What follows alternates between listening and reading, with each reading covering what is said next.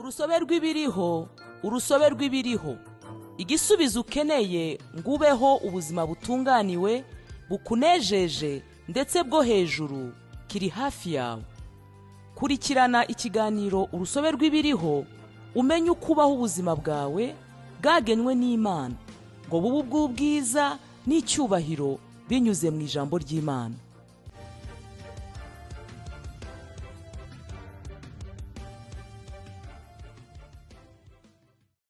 Haleluya, Imana yacu ishimwe cyane. Nongeye kubakira mu kiganiro cyacu dukunda cy'urusobe rw'ibiriho. Urusobe rw'ibiriho ni ijambo ry'Imana ryandikwa n'umushumba Chris, rikaba risohoka buri kwezi ariko rikubiyemo inyigisho ya buri munsi. Uyu munsi umushumba aratwigisha atubwira ngo izina rye riraganje gusumba byose. Turasoma umurongo wacu ufungura mu byakozwe n'intumwa ibice 3 umurongo wa 16 haravuga hati: kandi uwo mureba kandi muzi, kuko yizeye izina ry'uwo niryo rimuhaye imbaraga, kandi kwizera ahawe n'uwo niko kumukurikije rwose imbere yanyu mwese. Imana ishimwe cyane. Ubutware bw'izina rya Yesu ntibugereranywa. Iyo aza kuba ari umuntu usanzwe, izina rye ntiryari kugira imbaraga, ryari kuba nk'andi mazina yose. Ariko hari imbaraga mu izina rye. Igitabo cy'ibyakozwe n'intumwa cyerekana uburyo abigishwa bakoresheje izina rye birukana abadayimoni, bagakiza abarwayi ndetse bagakora ibitangaza. Izina rye ntabwo ari inyito gusa, rifite ubutware n'imbaraga. Mu byakozwe n'intumwa 3, Luka atubwira gukira indwara kw'igitangaza k'umugabo umwe wari waravutse aremaye ndetse agashyirwa ku irembo ry'urusengero ryitwaga Ryiza.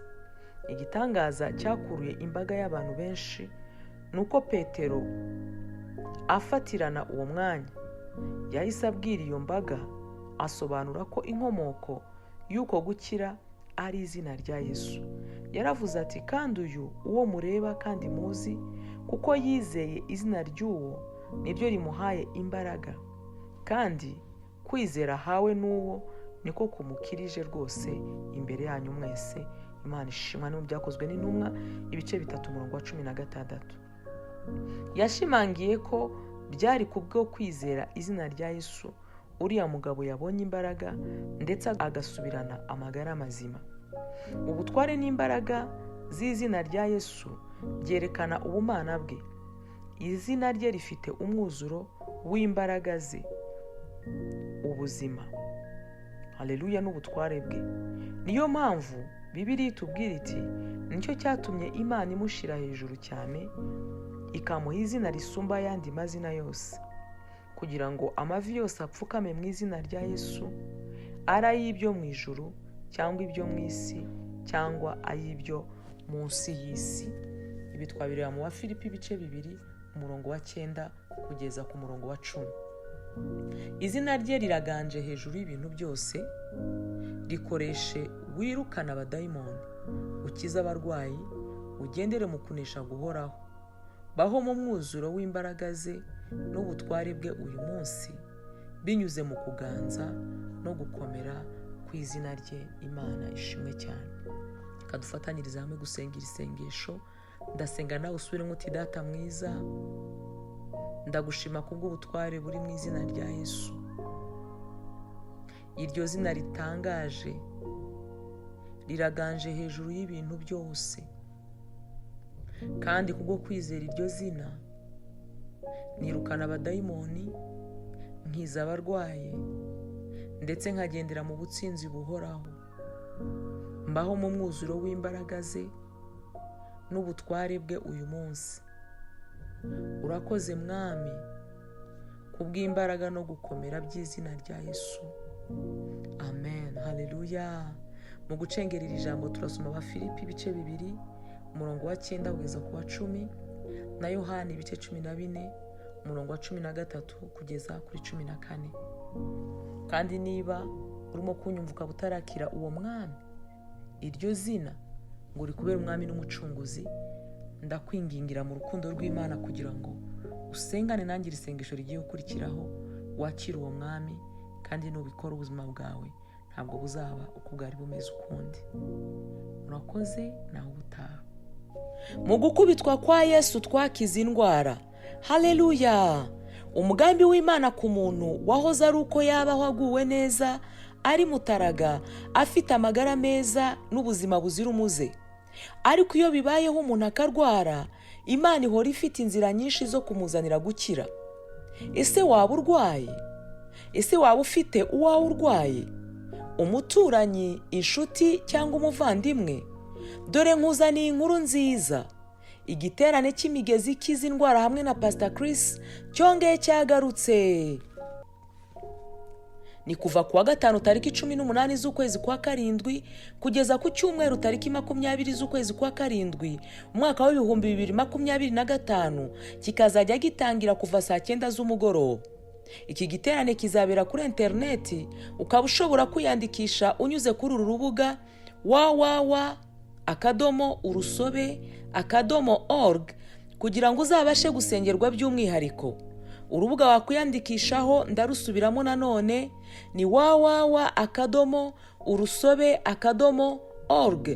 Ku bindi bisobanuro wahamagara telefone uza guhabwa nyuma y'isengesho rigiye gukurikiraho, ubundi tukakwizihiza kuko ubuhamya bwawe ari bwo butahiwe. Haleluya! Oh, haleluya! Ndizera ntashidikanya ko wahawe umugisha n'iyi nyigisho, ndetse ukaba unumva wifuza cyane kwegera Imana no kubaho mu migisha yayo. Ariko mwene data, ibyo ntibyashoboka utabanje kwegurira Imana ubuzima bwawe ngo ikuyobore. Haleluya! Niba wumva ari wowe Imana iri kuvugisha binyuze mu ijwi ryanjye, sengana nanjye iri sengesho usubiramo aya magambo uti: Mwami Imana, ndaje mu izina rya Yesu Kristo. Ijambo ryawe riravuga riti, umuntu wese uzambaza izina ry'Uwiteka azakizwa. Mu Byakozwe n'Intumwa ibice 2 umurongo wa 21. Ndasaba Yesu ngo aze mu mutima wanjye, abe umwami w'ubuzima bwanjye. Nakiriye ubugingo buhoraho mu mwuka wanjye, kandi nk'uko Abaroma ibice 10 umurongo wa 9 havuga ngo niwatuza akanwa kawe yuko Yesu ari umwami, ukizera mu mutima wawe yuko Imana yamuzuye, uzakizwa. Natuye ko nkijijwe, natuye ko mvutse ubwa kabiri, ndi umwana w'Imana. Ubu mfite Kristo utuye muri jye, kandi uri muri jye aruta uri mu b'isi. Ubu ndagendera mu gusobanukirwa ubuzima bwanjye bushya muri Kristo Yesu. Haleluya! Amen, amen, amen. Nezerwa cyane mwene data, ubu ubaye umwana w'Imana.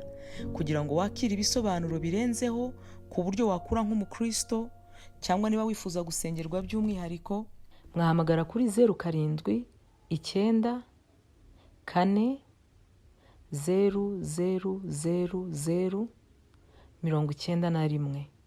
Ndasubiramo 07 9 4 000 91. Imana ibaho umugisha, nawe ubutaha.